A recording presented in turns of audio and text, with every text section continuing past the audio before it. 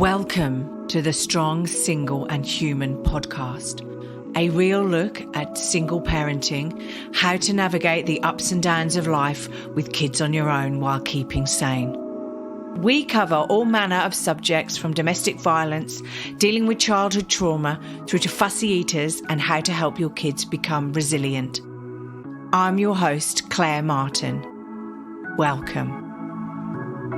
Today's guest has been a college basketball player, customer services manager, and then after his daughter was born, he became a police officer with the Cincinnati Police Department, where he was a SWAT Hostage Negotiator. Wow, sounds all real major stuff. In early 2012, he was diagnosed with a rare form of melanoma, which presented on the bottom of his foot. By the time the melanoma was detected, which was on the bottom of his foot, so I can understand it took a time to detect. I mean, who would notice something on your bottom of your foot? It had metastasized, I hope I said that right, I probably haven't, to a lymph node in his groin. After 2 surgeries to remove the tumour, he was put on a weekly injection of the drug Interferon to help keep the disease from coming back. He took those weekly injections for almost 5 years before the interferon became so toxic in his body that he ended up in intensive care with a fever of 108 degrees. There were times he felt so poorly and was in so much agony that he prayed to die. Each day was a struggle to use his mind to override his body's apathy and distress. One thing he learned during all his pain and suffering is that you have 2 choices. You can succumb to the debilitating discomfort and misery, or you can learn to embrace it and use it to make you stronger and a better human being. And he chose the latter. He realized pain and discomfort can beat you to your knees and keep you there if you let it. But he also came to appreciate that he could use his hurting and anguish to make him stronger and more resolute. He has recently written a book entitled Sustainable Excellence: 10 Principles of Leading Your Uncommon and Extraordinary Life, to help people find and live their uncommon and extraordinary lives. His hope is that people who read this book will lead a life of significance, as well as a life of success. If there's one thing he's learned, it's that as long as you don't quit, you'll never be defeated. He is an awesome, awesome man. Welcome, Terry Tucker. Welcome to the podcast. Thanks for joining us. Well, thanks for having me on, Claire. I'm looking forward to talking with you. Oh, so am I. You have done so much, and you've been on a hell of a journey these last few years. A hell of a journey. And I've spoken to you a few times before this actual podcast recording, and you're just so upbeat, so focused on one day at a time and getting through stuff. So tell us a bit. I've gone into a bit of detail in the introduction. Tell us a bit about who you are, and then how you've got to writing this book. Yeah. So I am the oldest of 3 boys. You cannot tell this from my voice, but I'm 6'8" tall. So, it was, I got a brother. Wow. I cannot tell this from the video either because you're sitting down, but fair enough. Exactly. I'm good. So, I've got a brother that's 6'7", another brother that was 6'6", and my dad was 6'5". So I sort of joke, if you sat behind our family in church growing up, not a prayer's chance you were going to see anything that was going on. But our 5'8" mother was always the boss. She was, whatever she said, that's the way it went. Didn't matter how big, tall, strong we were. Whatever mom said, that's the way it went. So I was very lucky to grow up in a family where, I had 2 parents and they loved us, and they practiced what I call divide and conquer parenting, where, it'd be like, all right, Terry's got a game over here, dad will go to that, and Larry's got a practice over here, so mom will go to that. So we were always running in 15 different directions, growing up because we were all athletics, in athletics, we were all in sports. And well, you're all basketball players, aren't you? Especially because of your heights. Are you not? I mean, I was my youngest brother was a pitcher for the University of Notre Dame's baseball team. Oh my! And then God. my middle brother Jesus. was drafted in professional basketball circuit here in the United States. So yeah, 2 basketballs and a baseball. So Wow. we were all over the place and that. But we started out playing football and running track and doing all that kind of stuff. Although I guess football for me would be different than football for you guys, what we call football. We have AFL, which is, so I'm English, right? So football for me is soccer, right? Yeah. And then I came over here and they have Australian rules, which is what they call football. Yeah. Or we call football. I shouldn't say they because I am part of we now, them. Ours is like rugby, but with kicking in it. Yeah. And soccer is like just kicking without the rugby bit. It's bizarre. And yours, I think, it's just like rugby. Oh, but you've got throwing in yours. Yeah, we got throwing and we've got it's just like mass confusion, So anyway, so we play sports and then we kind of specialized. I went to college on a basketball scholarship. I went to a military college, graduated, and moved home to find a job. This was long before the internet was available. I'm really dating myself now. But I found that first job in the corporate headquarters of Wendy's, the hamburger chain. Wow. In their marketing department. Unfortunately, ended up living with my parents for the next 3.5 years as I helped my mom care for my father and my grandmother, who were both dying of different forms of cancer. You touched on my professional career, so I really won't get into that right now. But then I guess finally, my wife and I have been married for 28 years. We have one child, a daughter, who's a graduate of the United States Air Force Academy. Wow. And fortunately or unfortunately, got my height and actually played college basketball at the Air Force Academy as well. And now she's an officer in the military here in the U.S. Crikey. Blimey. Okay. Well, good on her. Yeah. Good on her. That's awesome. Okay. So going back, so that's a quick synopsis of your history as such before 2012. So then 2012 hit, and I suppose your life was just like chugging along. It was all good. Were you working as a negotiator then, or? No, I was actually a girls' high school basketball coach, and I had my own school security consulting business that I did kind of in the off season when I wasn't coaching. Yeah, that's right. Sorry, I stopped at the negotiator. Okay, so you were doing that. Life was going on quite well. How old was your daughter then? She was in high school, so she was like 15. 15, everything was going well with your wife, and then suddenly, okay, so, and I said this in the intro, like, you had a melanoma on the bottom of your foot. What were you doing? Like, did you spend a lot of your time laying down with your feet in the air at this, like, because we know melanomas as, like, skin cancer, like, so, but like it's normally we get them on our faces. I mean, 9 times, and we're like, it's proliferate here in Australia, so we have to be very careful. Our kids are covered. Like my son, when he goes out in the sun, is covered in a rashy, like down to his wrists. So only his hands are showing and below his knees, and then they wear hats and stuff like that. So, like, and it's on the bottom of your foot. I mean, how would you even notice it? Well, I had a callus that broke open on the bottom of my foot, right below my third toe. And you're right. What we all think of melanoma is, overexposure to the sun.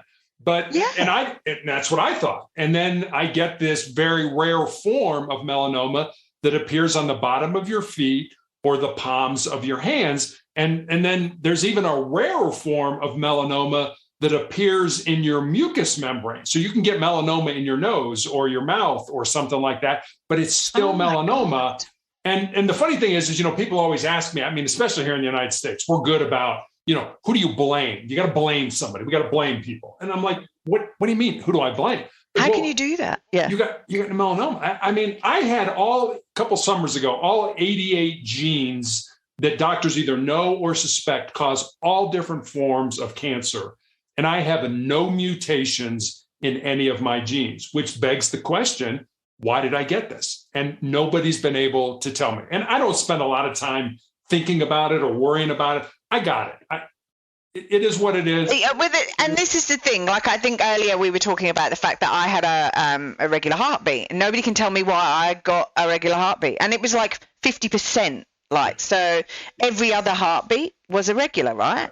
And which is really high. We all have irregular heartbeats at some time in our life, but they tend to be around the 5-10%, not the bloody great big 50%, right? And that's full on, right? But nobody can tell me why. They can't go, oh, well, you were drinking too much coffee, or you were, you've got to cut back on your alcohol, or you were stressed at work, or nobody can tell me the same as you. Yeah. And it was funny because people then would be like, well, okay, if you don't know why, so you must blame God.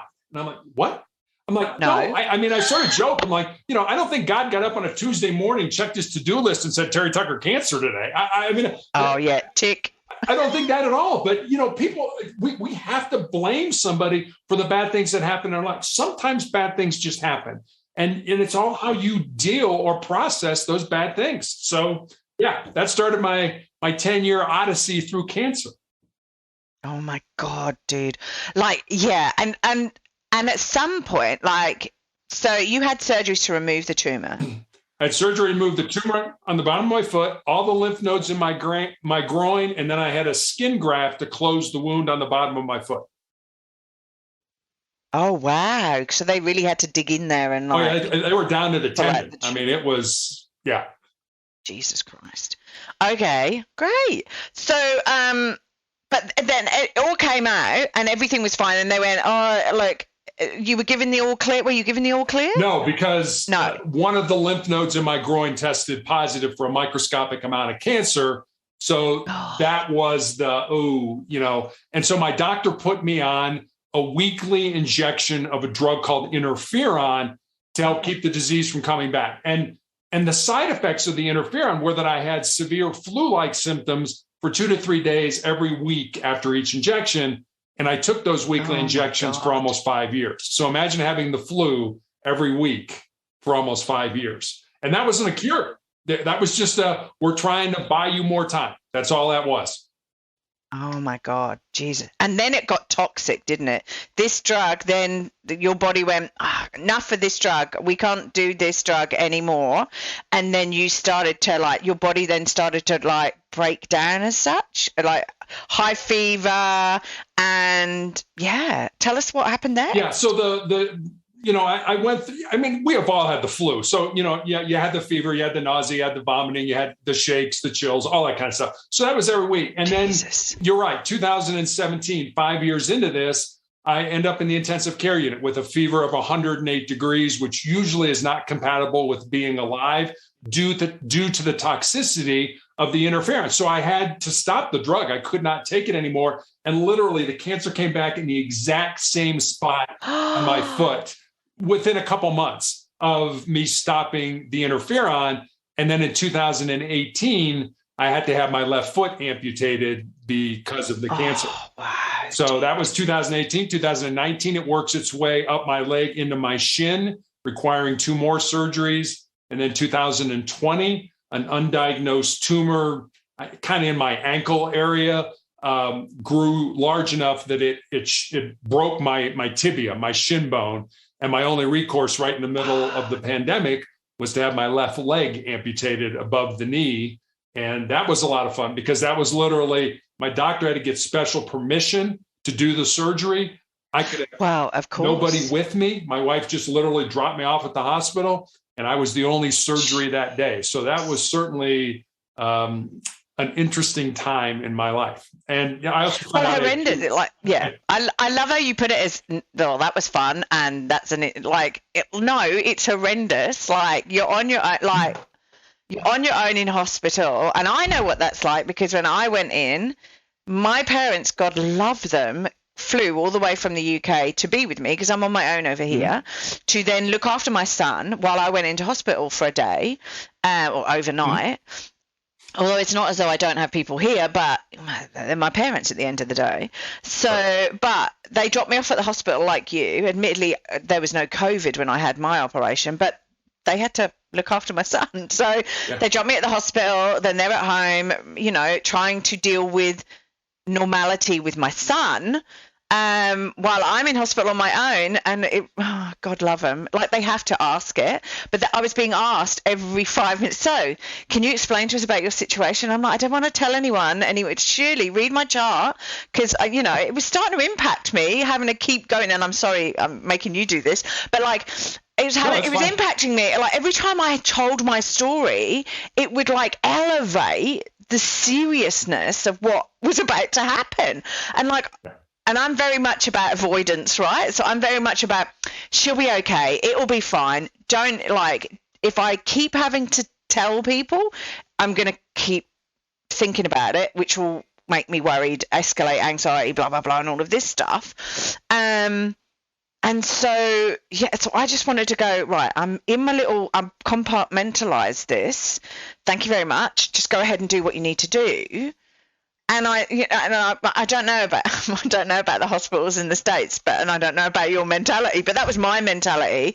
And it's like you're lonely, you're isolated, you're like things are going through your head. I mean, thank God for iPad, because I just watched movies for the whole time I was in, just to distract. I mean, I suppose we'll get onto this, because like you then got to, after everything that you went through, then wrote a book. But how did you deal with that? No, I know you're a strong person anyway, with all your background experience. I mean, to a point I am, but I'm, there's no S on my chest. I don't wear a cape and fly around with magical powers. I have bad days. And when I found out about this, I guess I went through all the stages that we would associate with grief. It was like, first it was denial. It's like, no, I've done everything right in my life. I've eaten right. I've exercised. So I can't have this. And then you get mad, and you sort of bargain with God. And then you get to a point where, it's like, yeah, this sucks, but you have to embrace the suck. You have to say that, you know what? All right, this is going to suck, but these are the cards that I've been dealt, and I'm going to play these cards to the best of my ability. And, people have said to me, well, that's very rare. I'm like, why is it rare? You have a choice. Yes, you have a choice to grab life for, the handle of, despair and, pain and uncomfortableness, or of hope and of light and of this is going to work out. It's all mindset. It's all how you want to look at it. And I just chose not to be a victim. People are like, oh, I feel sorry for you. Don't feel sorry for me. Yeah, cancer has made me a better human being.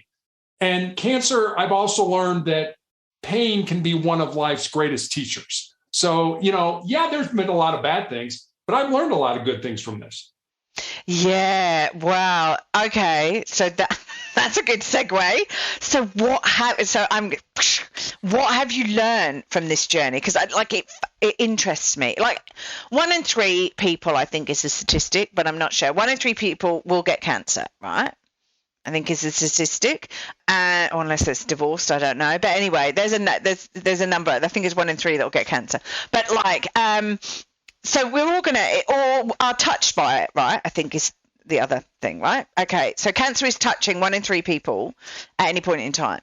So I'll do it. Like your journey has been horrendous for the last 10 years, right? What have you learned about it? That this is thrown at you? Because I think things happen to us for a reason. Okay, I had the heart thing to maybe slow me down, to tell me you need to look at your life, how you're dealing with the work situation. You've got another person to deal with. The way you're living your life is not effective. It is not a benefit to anyone. And if you continue doing this is your warning, okay? Your only warning. If you continue doing this, well, see you later, because you don't deserve to, have everything that you've got if you don't appreciate it, if you're not happy about it, etc., etc. That's my take on it for my situation. But what have you learned? So, it's funny because I had, in addition to having my leg amputated, and that's bad, I also found out I have these tumors in my lungs, and I'm still being treated for these tumors now. And I remember my oncologist about 3 or 4 months ago, he showed me my CAT scan from back in 2020 when the tumors were discovered. And I don't have any medical background, but I kind of know like, oh, that's a kidney or that's, so I sort of know where things are supposed to be. And I had fluid all around the pleural spaces, the outer spaces of my lungs. I had these big tumors in my lungs. And I remember looking at him and I was like, how was I alive? And he kind of shook his head and he's like, I don't know. But that said to me that, wow, you know what? God's not done with me yet. When I die, how I die, when I die, way above my pay grade. So I don't spend a whole lot of time worrying about it. But what I learned, I guess, is what I call my 4 truths. And I mean, they're not mine. I don't own them or, have a copyright on them or anything like that. But I'll give them to you. And they're just one sentence each. And the first one is you need to control your mind or your mind is going to control you. The second one is you need to embrace the pain and the difficulty that we all experience in life and use that pain and difficulty to make you a stronger and more resilient individual.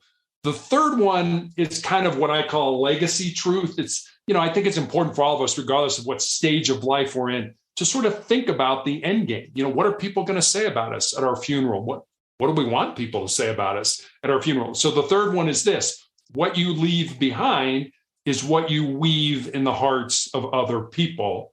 And then the fourth one, and we were talking about this before we started, the fourth one is as long as you don't quit, you can never be defeated. So I've learned those things. Those things are what I call, they're the bedrock of my soul. They're a good place to start to build a quality life off of. And I tell people about them and I'm like, you know what? If they work for you, take them, use them, incorporate them in your life. If 1 or 2 resonate with you, then take those and develop your own truths around them. These work for me. I'm not going to sit here and say that I have it all figured out when it comes to, difficulty and distress in our life. I don't.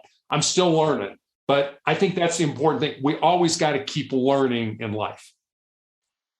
And I completely agree with you. And it's really funny because your point number 3, which is about what are people going to say about you when you go, it was really poignant. I watched an interview.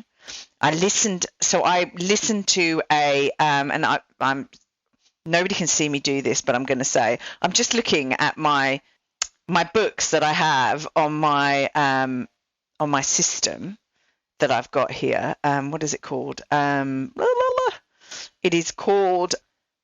Oh, sorry, I can't multitask. I'm really rubbish at multitasking. I'm looking at them because I listened to a book that was written by a singer, God love her, and I can't think what the blooming thing is called. Sorry, I'm really. Her name is like Amanda. God, I've got so many books on here. She lost her husband, basically. She's a singer. She basically influenced. She created her music by going on like FundMe sites and basically getting funding from those. But she married like the love of her life. He was a few years older than her, and he died. I can't remember what he died of, but he died. And she turned around and she said the one thing that she realized after his death was that was it. That was like, he's died. He's never going to do the stuff that he said he was going to do because he's dead, right? And so she sort of said, and she said it was a real like eye-opener for her that she basically said, he said he was going to do X, Y, and Z in, 2 years' time or 3 or achieve something, right? She said, well, he's dead, so he's never going to do that, like. And it was so final that she was like, so whatever you do what you say you're going to do now. And, if you want to set up that charity, you want to do whatever, paint pictures for a living or whatever, do it. Because when you're dead, you can't go, I'm going to do that next year because you're dead, right? So it's, and I think, I think, wow. I completely agree with that. Like, it's about how do you want people to think about you when you're gone? And that's, do you want to be the grumpy Scrooge? Exactly. And if you think about it, I mean, you and I probably, I know I do, I'm sure you do as well. There are so many people out there that live a casual life. And as a result of them living that casual life, their goals, their dreams, their ambitions become a casualty of that unplanned living. And I think I believe that we're all, destined to lead uncommon and extraordinary lives. And part of that is finding your purpose in life, using your unique gifts and talents and living that purpose. And if you do that, death is not nearly as scary as those people that, are like, oh my God, I've got a heart problem, I've got cancer, whatever, I'm dying. And you know what? I never did anything with my life. Those are always the people that go kicking and screaming from this world. They want another month or another year. Whereas the people that die, probably what you and I would call peaceful deaths, are the people who did something with their life. There's a Native American Blackfoot proverb here that I heard years ago that I just love. And I'll give it to you. It goes like this. When you were born, you cried and the world rejoiced. Live your life. And I think those are the important words in this thing. Live your life so that when you die, the world cries and you rejoice. That's what I want. That's what I'm looking for. Yeah. Yeah. Oh, and look, and I completely agree with you. And I have to say to you, and I don't know what your views and opinions on it, but over the last, I suppose if I look back over my life, my 20s were very much about me partying, struggling and striving to build a career for myself. So I didn't really know what I wanted to do, but I knew I wanted to make money, get out there, enjoy life. And that was it. But it was all about me, right? That was it. My 30s were more about exploring, getting out in the world, but it was still about me, right? It was still all about me, right? And then I hit my 40s. God, it sounds like I'm going to go through all the way up till my 70s, but no. And I hit my 40s, and these last 10 years, because I'm now 50 this year, so these last 10 years have actually been a real growth period for me, because I've been through some really shit times, right? Some really horrendous, some fantastic and awesome times. Like I gave birth to my son, which was just unbelievable because I never thought I would have a child. I gave birth to him at 44. There are times where I wish I could pop him back in sometimes, but hey, I think as a parent, we all go through those times. But I love him to bits, and I'm so immensely pleased that I had him. And I also wonder, in having him, he's actually educated and moved me. I'm all about, and my joy and my passion is helping people. It's about saying, hey, I know you're having a hard time. How can I help you? How can I be of service to you? So my beginning life was really selfish, really all about me. And my passion now is, and I enjoy and love doing these podcasts because I get to talk to people like you who've just had crazy, horrendous, but awesome lives. And I'm hoping that people who listen to this learn something and feel something and feel as though they can go on and continue. I've always felt that regardless of where we're at, 20s, 30s, 40s, whatever it is, that our life should be about service, about, being significant. And significance is, I think, is different than being successful. Successful is kind of what we do for ourselves. Like you said, I want to be rich. I want to be successful. I want to be whatever. But significance is about what we do for other people. And, if you are a person of faith, do you serve your God? If you're not, are you serving your fellow man? You have unique gifts and talents. You have unique gifts and talents that nobody has ever had and nobody ever will have. And that's why it's important for you to find your purpose in this world and to live that purpose. Because if you do that, we all get hung up on death, but we see death every year. You watch the seasons, spring, it's great. It's flowers and the summer, and then things die. We see it but when it happens to us, somehow it's different. It's like, oh, that's really bad. Yeah. How is it any different than somebody else? Or some other, watching flowers die or the grass, whatever it is, death is part of life. Just like failure is part of success. You can't have success without failure. You can't have life without death. Can you imagine if we lived forever, how boring life would be? There would be like, hey, I'll get to it tomorrow. I don't have to do it today because I'm going to live forever. We're not guaranteed that, as you understand and as I understand. Yeah, no, I completely. And who knows, like, and also I have to say, because I'm sitting here going, wow, this is getting a bit heavy, but I'm also going to say, right, who knows what happens after death as well, right? Because none of us here actually know, right? Even the people who have had near-death experiences, right, they don't really know because they've not gone over that line in the sand, as it were. So we don't know. We like, you know, if you believe in, you know, quantum physics and all of that stuff, we're all on, like, you know, the world is, you know, we're all vibrating at different like velocities and all of that stuff. And I don't confess to know very much about quantum physics, although I would love to, but I'm 50. My brain capacity is getting a bit old and flaky now. But I love the theory of it all. And also I've got a 6-year-old, so I can't read too much about quantum physics. But you know, I sit there and go, so, okay, that's fine. But we all have a spirit in us. We all have who we are in us, right? We all have, you know, we all think in a certain way. And I look and I don't know. I don't confess to know. I don't, you know, I'm agnostic about everything. And that may change. Who knows? When I was a child, I was religious. I'm now agnostic. Who knows? I get closer and closer, you know, off the mortal core. Maybe that'll change. I don't know. And everyone's, you know, I don't have a view about whatever anyone believes. It's all good. We should all be human beings and live with each other and our views and all of that stuff. But I do wonder if this soul, for want of a better word, in us, whether when we die, this soul, this vibration within us continues in the world, but we're on a different plane. We're on a, you know, I mean, there's various different levels, planes, whatever you want to call them. So yeah, I mean, we don't know. We don't, you know. We could be going on a fantastic journey. This could be the shitty bit of life, and then we can be going, you know, we just don't know.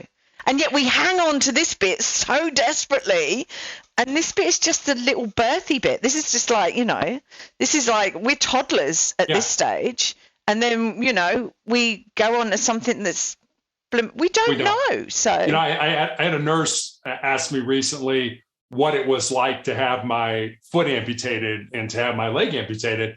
And I told her, I said, you know, it certainly hasn't been easy. I'm still learning how to walk again with a prosthetic. It's, you know, it's one thing when you're a little kid, you're learning to walk, you fall down. When you're 6'8", you fall down, you get hurt. So, you know, I'm trying to avoid the fall part of it. But what I told her was that, you know, cancer can take all my physical faculties, but cancer can't touch my mind, it can't touch my heart, and it can't touch my soul. And that's who we are. This is just a vessel or a house or whatever you want to call it to house who we are. So heart, mind, and soul, cancer can't touch that. And I think that's a very important point to remember in your life. That this is, you know, they can take whatever you want. That's not who you are. Yeah. So what was the turning point for you then? Because I'm always interested in this. Like a lot of people go through what you've gone through, but none of them write a book. So what was the turning point for you where you went, I need to put all this stuff that I'm going through, or, you know, that I've learned and all of these things to help other people? What was that turning point where you went, I'm going to write a book about this? Well, you know, it's funny. So, I look back over my life and I do have a very strong faith. And so, you know, there's sort of that old joke that says, you know, when we talk to God, it's called prayer. When God talks to us, it's called schizophrenia. So I'm not going to tell you God ever talked to me no, that's okay. in any way, shape, or form. But I think what God did, and I think this is kind of the way it happened, is people started to make the suggestion, hey, I'll write a book. Hey, I wrote a book. Oh. You know, and I'm not a writer. I'm not a, you know, what do you mean I should write a book? And, you know, I think when enough people say things to you, you know, I think that's what God does. He puts people in your path and gives you a suggestion. And then it's up to you. Yeah. It's kind of like, hey, dummy, I'm telling you to do this. Hello. But, you know, you have free will. You have free choice. If you don't want to do it, that's up to you.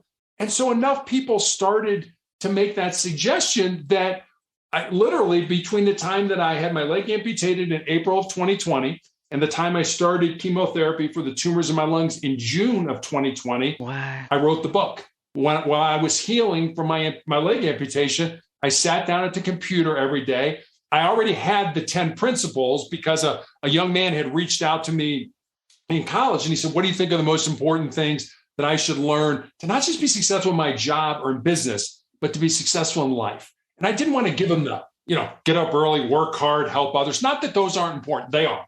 But no, they are. But right. But I wanted to see if I could go deeper with him. So I spent some time, I wrote some notes, and eventually I had these 10 ideas, these 10 thoughts, these 10 principles. And so I sent them to him.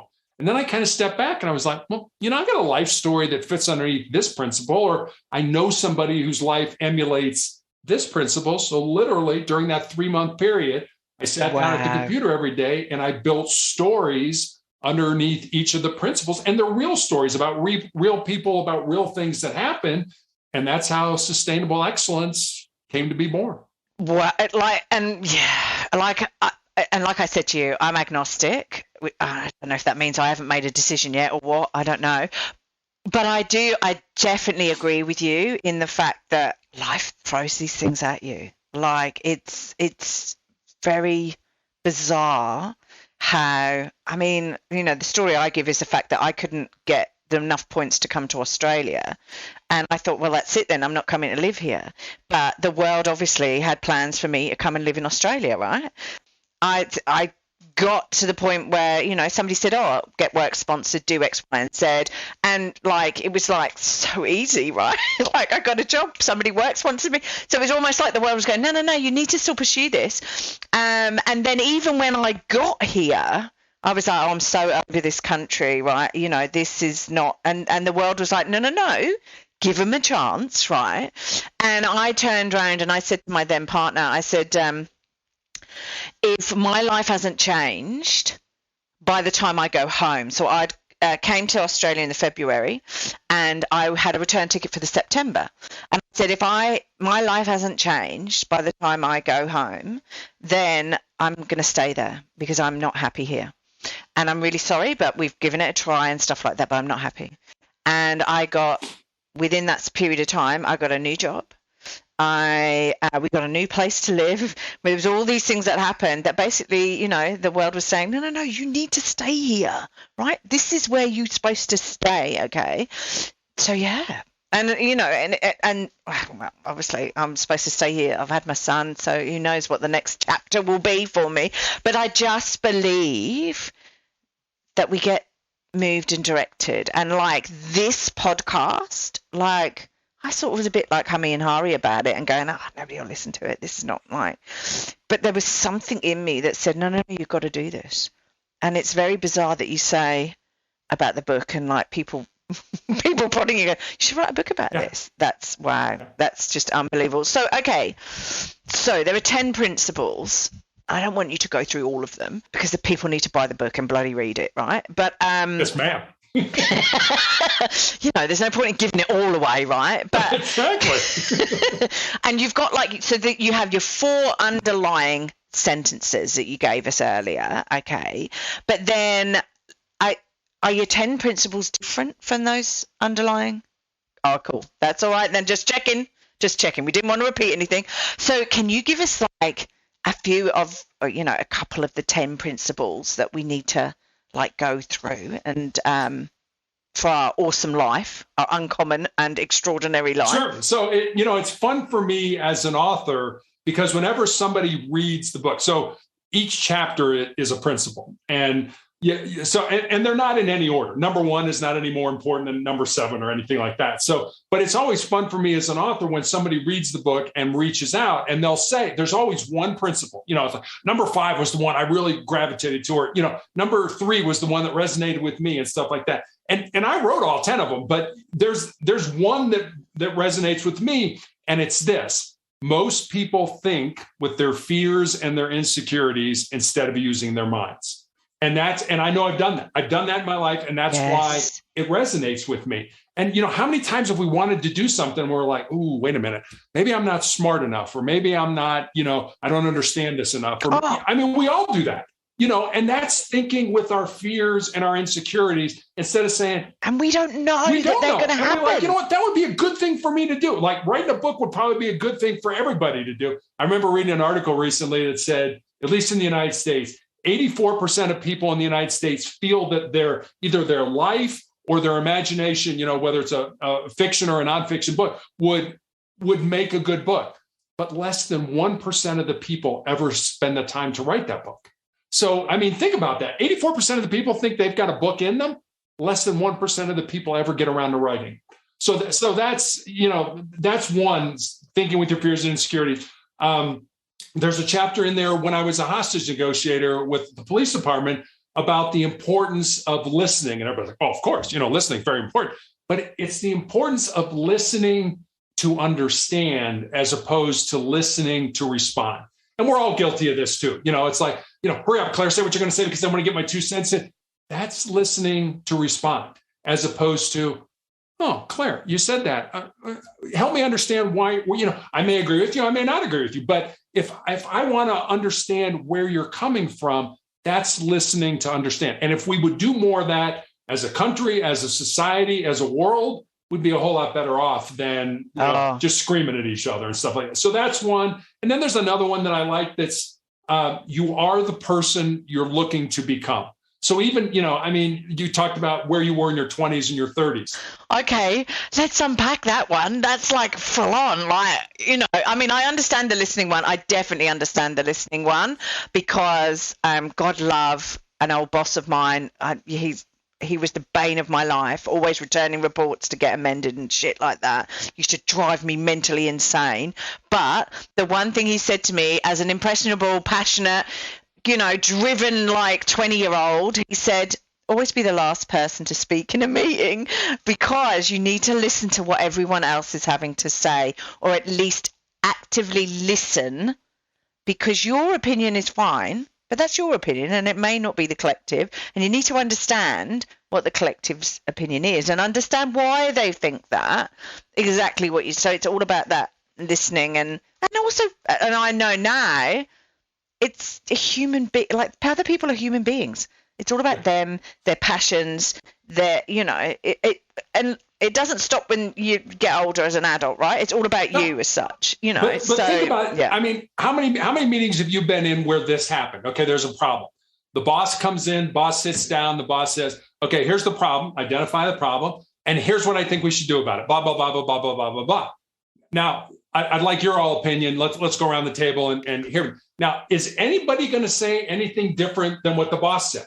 Absolutely not. They're going to agree with the boss. Now, the better way to do that would be the boss comes in, the boss identifies the problem, and then the boss says, all right, give me some suggestions, some ideas. How are we going to handle this? That lets people say, okay, maybe my opinion is valued. If the boss just goes in and gives a solution, then that basically says, you don't really care what I think. You've already decided how you're going to handle this. So again, that's a little bit of a management philosophy, but it's still the same thing.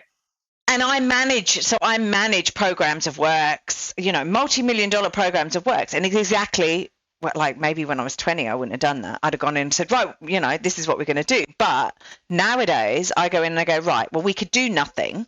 What are the options? Like, we could do nothing, and what impact does doing nothing do? And what are the other options that we've got? And it's about the team getting those options out on the table, because those guys are going to be delivering it. I'm not delivering it, I'm managing it. I just want them to deliver it. And they need to own what they're going to be delivering. The solution that they've got, they need to own it. I'm just the one who goes and tells people what we're going to do about some issue, and that's it, right? Yeah. So I completely agree with you. And it's more about collaborating as a team, because if you have those guys in there feeling as though they're empowered and not being told to go and do something, and that's as a human being, you're then going through those Tony Robbins, like 7 states of whatever it is, where you actually feel as though you can. That to me is about creating a team. But okay, I don't want to deject from the other thing that you were saying about you are the person already of who you want to be. Oh, I probably said that wrong. So, but okay, let's unpack that, because that fascinates me. Like, what do you mean? So, I mean, what are you talking about? I always felt that my calling, my passion, my purpose was to be in law enforcement. And if you look at my resume, my first 2 jobs are in business, which would be like, well, wait a minute, that doesn't make any sense. And the backstory to that was my grandfather, my dad's father, was a Chicago police officer. Chicago is one of the bigger cities in the United States. Oh, wow. And from 1924 to 1954. So he was actually shot in the line of duty with his own gun. It wasn't a serious injury, was shot in the ankle. But my dad always remembered the stories that my grandmother told of the knock on the door of Mrs. Tucker, grab your son, come with us, your husband's been shot. And so when I expressed an interest in following in my grandfather's footsteps, my dad was like, absolutely not. You're going to go to college. You're going to major in business. You're going to get out, get married, have 2.4 kids. Yeah. I mean, my dad had make money, be successful. My entire but don't get shot life planned out. Exactly.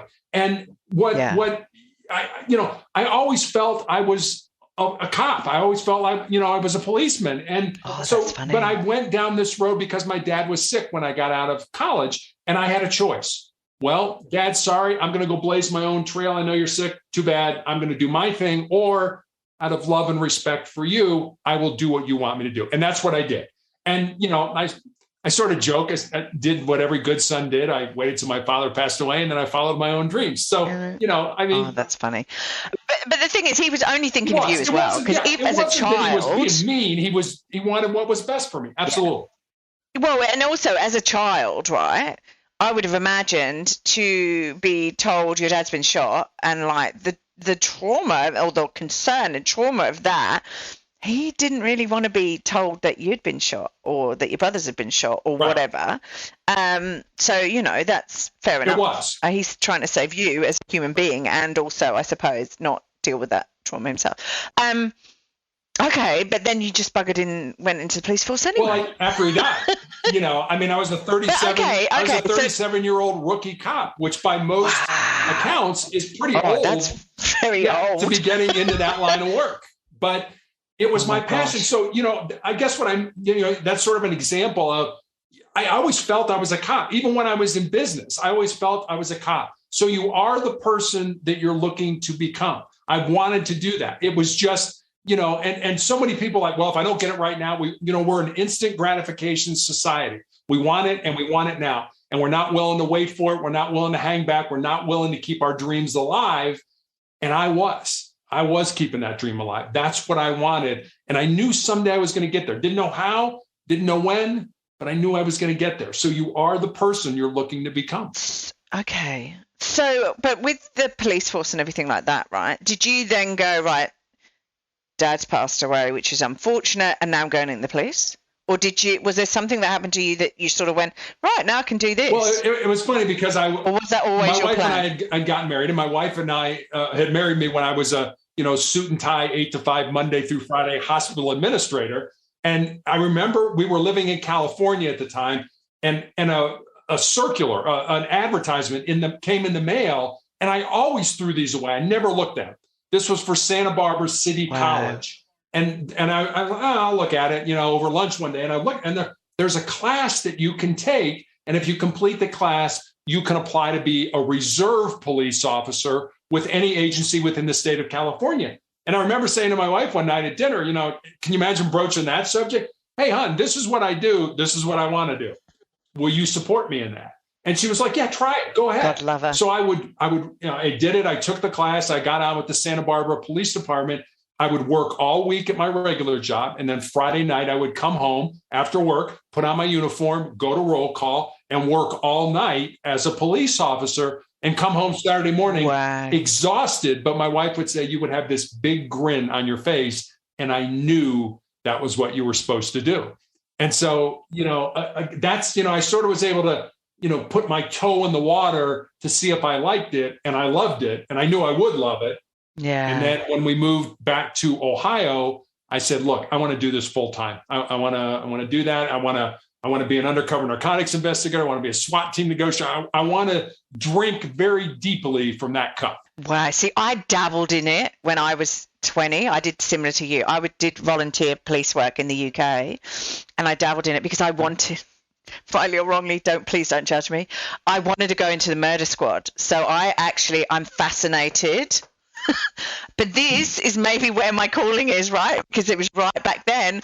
I'm fascinated with people, right? So I was fascinated with serial killers because my view is, how do these people continuously murder like for pleasure. It's pleasurable to them. It's a control thing. And I wanted to understand psychologically why these guys do this, because like to kill someone is not like it's like, I mean, everyone sits and goes, oh yeah, no, it's a like throwaway comment and go, oh yeah, I could kill somebody. To actually look somebody in the face and do that is massive, right? And I just didn't understand it. And yeah, and I did it for a while, and then I did it for, I don't know, about a year, and then I went, I can't do what you guys got, hats off to you, but I could not do that, because I would have had to have done it for 3 or 4 years. I could not have done that on the streets every day, what you guys do, going out, dealing with domestic violence and all of those sort of situations, right, every day. Idiots, drunks, you know, football violence, because I was in the UK and all of that stuff, so soccer violence and stuff, to get to the point where I needed to understand these serial killers and murder and all of that, because you have to do a period of time on the beat and then apply to get into the murder squad, and you may not get in, right? I mean, you know, you've got to be a certain type of person and stuff like that. So I wasn't destined to do what you've done. I was obviously destined to try and understand people in a different way, but or help people in a different way. I don't know. But yeah, no, what you've said is I understand what you're saying, although yeah, I hadn't really thought about it, because you just don't think about it. No, you don't. But you're right. A lot of people don't. You're right. You know, a lot of people let their dreams die. A lot of people, you know, have this, I should do this, and they never get around to it. And those are the people, like we talked about before, you know, that go kicking and screaming at the end of their life because they didn't do what they were put here to do.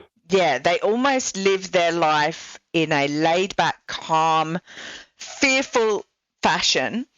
Right. And then when it gets to the end of their life, they go, well, hang on a minute, I haven't done X, Y, and Z. No, well, why didn't you do that while you were still here? You know, like, hello? Yeah. Right. No, wow. No, that's fair. That's fair. And you've got 10 of these. So we've only touched on 3. I do. No. And I don't want to go any further, right? Because I want people to buy this book, okay? You need to buy this book. I'm going to be buying this book. Can people use your 10 principles? And I suppose the other question is, how do people use these 10 principles to influence their children?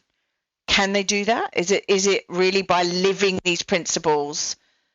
Then is it like monkey see, monkey do as such? Is that what you're thinking? I mean, I think so. I think as a parent, you know, and have been, our daughters just got married last October, and that, you know, and you know, it's a situation, you know, people always ask me, you know, what's the most important thing? I'm a new parent. What advice would you give me? And I always tell them, remember this, you're the parent, you're not their friend. Yes. And, you know, you've got to make the hard choices. You know, when they go pounding up the stairs and slam the door and say they hate you because you made some decision, that's when you got to, you know, well, yeah, you may hate me, but I made this decision because I love you. Celebrate that. That's all I'm going to say. Celebrate that, because later on they will love you for the hate that they're giving you at that point. Yeah. And I think these principles are things that you can teach your kids. As a matter of fact, my publisher, you know, when I sent him the book,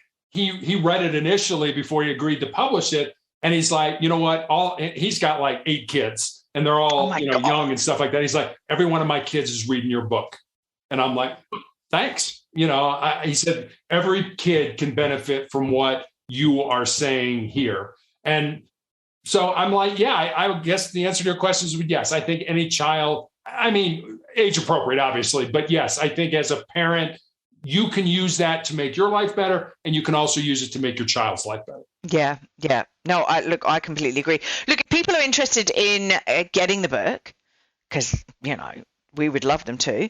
Where is it? Amazon? Is it places like that? Where do they get it? Pretty much anywhere you can get a book online. All the usual Amazon. places. I don't know if you guys have Barnes and Noble. That's a bookstore here?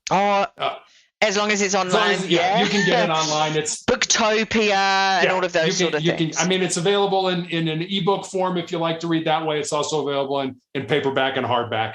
I haven't gotten around to doing an audio version of it yet because that's. Oh, come on, do the audio version. That's what I listen to when I go out on my bike.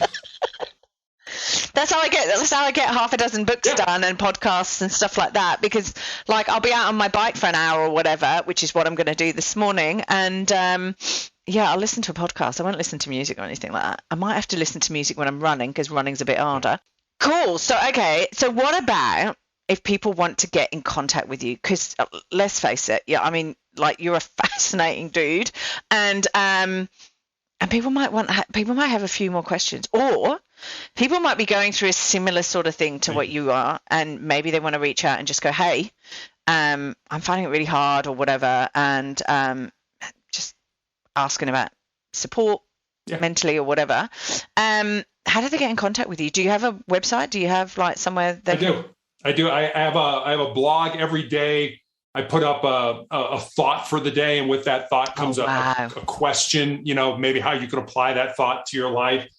They're not my thoughts. They're usually, really smart people's thoughts. So, I put We're all smart people. We're all smart people. Yeah, there you go. I like that.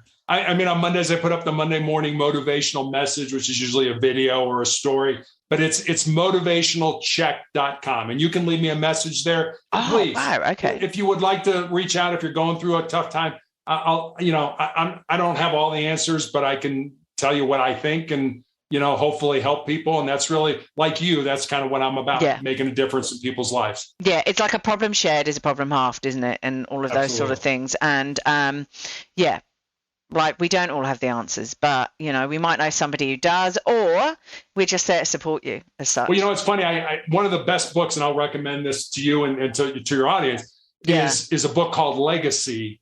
And it's about the New Zealand national rugby team. And there are some, I took 4 pages of notes reading this book, and you would think that, obviously these guys are, if not the most, certainly one of the most successful sports franchises in any sport, in any country of all times. And you would think Kiwi rugby team, And you would think when they're looking to hire, when they're looking to bring on another player, that they would bring on somebody for technical competence. I'm good. I don't know anything about rugby, but whatever you do, that's what you're good at. And I'm not saying they don't, but the 2 things that I got out of that book, and I think this is important, the 2 things that they hire for are, 1, character. What kind of a person are you? How do you treat, the guy cleaning up the locker room after you lost? Are you mad? Or you take it out on them? So character is 1. And the other thing was humility. And if you think about it, how many times have we gone into a job interview where it's like, man, I better have all the answers to all the questions? What they say with humility is, you don't have to have all the answers. You singularly can't, that's okay. Us collectively, us as a team, will figure out the answer. So character and humility are what the All Blacks, which is what they're called, the All Blacks hire for. And it was an amazing book. I'd recommend it to you. I'd recommend it to anybody, because it's just packed full of really good stuff. Yeah, I hate to say a cliche, but there is no I in team. So, although some people might say, well, there's a me in team if you moved it all around. But rubbish people. But I agree. Like and I know from my work environment, it's very important. The team for me is very important. It's not about me as a leader or anything like that. It is about the team of people that I have around me. It's about respecting, it's about being loyal to those people, and it's about supporting them. And it's right. At the end of the day, I'm one person. I don't have all the answers. I have experience of being in various different situations and managing various different situations, but I don't have all the answers. That's why I've got them lot around me, my team around me, in fact, and I can't remember, and I'm sure you'll know, but somebody said, as a leader or a manager, surround yourself with people who are better than you, because they make you look good. So, that's what smarter than you. Yeah, exactly. That's right. I don't have the answers, but that's why I hired you. You tell me what we should do. So that's great. That's great. Oh, look, thank you so much. It's been an absolute pleasure talking to you. I could talk to you for hours about various different subjects. But look, we've got to finish it somewhere. Otherwise we could go on and on and on. Look, one final question for you. If you could have a superpower, what would it be? It's a pretty standard question I ask, but if you could have a superpower, what would it be? I I guess I'll tell you the reason before I tell you what the superpower is. I would like to have the superpower because I would like to be able to help people have stronger mindsets. Okay. So I'd like to be able to read people's minds. Yeah, see, I've heard that before and I go, no, thank you. I don't want to read people's minds. Maybe it's certain things that they say in their minds because I'm not sure I would want to, maybe it's my own insecurities that are coming out here, but I'm not sure I want to hear everything that people are saying. But I you got enough of your own problems, right? Like, I don't want your problems. Yeah, it's right? like, oh, really? Is that what you really think of me? They're smiling at me, but they're sort of like slating me, and I'm like, right, okay, thanks. I mean, I know you can't please all of the people all of the time, but right. Jesus. But I would probably, I would have a different superpower. I think mine would be. What would yours be? Mine would be taking away pain. I think. Because there's too much trauma and pain in the world. I would like to erase all trauma and pain in the world. I think we'd be a bit of a happier place. We wouldn't have. It would be, but I don't think people would grow nearly as much as if you took away their pain. And this is and potentially you're right, because you need that to actually learn your lessons and grow and move forward. So maybe my superpower is a bit rubbish, but but you're super. That's good. No, but the thing is, I'm sort of sitting there going, but if we did that, then maybe we wouldn't have the Putins of this world who are egotistical maniacs who go out there and try and take over parts of the world that maybe they shouldn't do. And, the Donald Trumps of this world that, love him or hate him, I sit there and I look at him and go, he's a billionaire, fair enough. He's got lots of money. But is he happy? I'm not sure he fully is. Money doesn't buy you happiness. And you're not responsible for making Donald Trump happy. No. Donald Trump is. So you're right. I mean, I just think he's had so much trauma in his childhood with his, lacking in so many different areas with the family that he's grown up in. And we could face and look at the Kennedys for that as well, I suppose. All of these situations and really, the Trumps and the Kennedys are no different from any other families that are out there that don't have any money as such. We're all, there's all various different situations and circumstances, et cetera, that we go through. Oh, my God. Okay. God, I'm going to try not to go down that rabbit hole. Have we solved the world's problems tonight?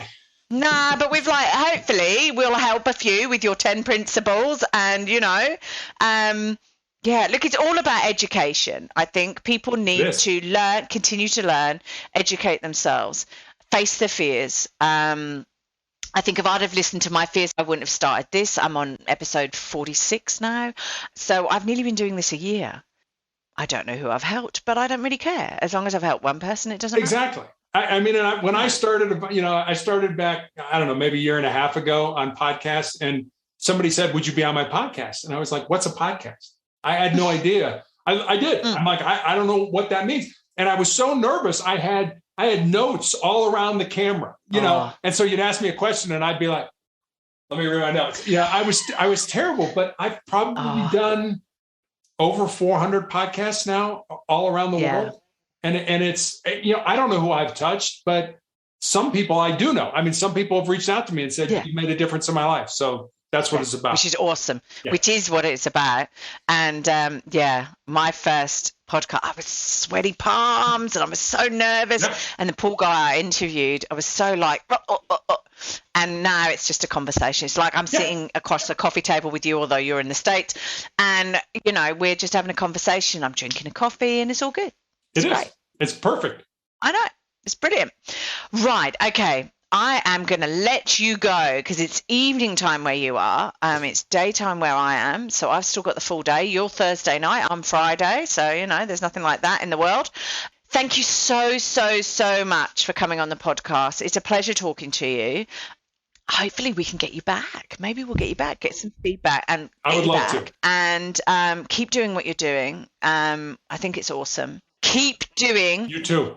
Don't quit. And thank you very much for having me. Because then you'll never be defeated, okay? I love that saying. I think that's awesome. I'm going to write that on my wall because I think it's brilliant. No, I think it's brilliant because I'm always saying to my son, let's just think about a different way that we can do it. Don't quit, but you maybe can't do it that way. So but that's just awesome. That's awesome. Right. Thank you for that.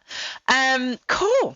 So look, I'm going to say have a fantastic evening and a great weekend, because I'm not going to, it's like you're on Thursday, but I won't speak to you tomorrow. Right. I'm going to have a great day and an awesome weekend too. Do that.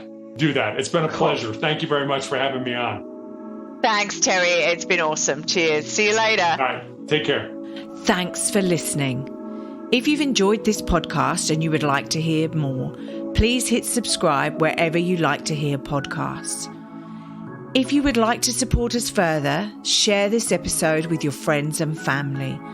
And finally, drop us a review on iTunes, as I'd love to hear your thoughts, comments and ideas. It all helps me to understand and produce awesome content you want to hear just like this. If you want to check out our past episodes, write to us, appear on the podcast, or for links, resources and show notes, go to our website www.strongsingleandhuman.com. We are also on all the usual social media platforms, Insta, Facey and Twitter. I hope you have a wonderful week, and I hope to see you back here again soon. Be kind to yourself and remember, no one is perfect. We're all just putting one foot in front of the other and doing our best. I'm Claire Martin, and you've been listening to the Strong, Single and Human podcast.